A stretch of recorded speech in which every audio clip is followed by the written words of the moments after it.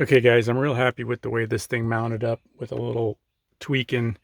So I've got the brain mounted in the cavity of this 22 Sprinter, and as you can see, I'm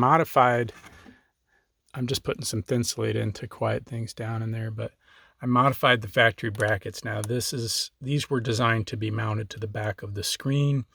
I reversed it and mounted it into the body of the truck or the van, because this was too much weight hanging off the back of the screen, and it was tweaking the whole thing, tweaking this whole faceplate. So that worked out well. I just had to drill 2 holes right where that screw is, the black screw. That was a factory screw. The hole was already there. Excuse me. It's from the original body that held your stereo in the pocket, that hole. So put the bracket in this position, drill a hole. This is the Dynavin 9 stereo system, and these mounted in the factory holes here.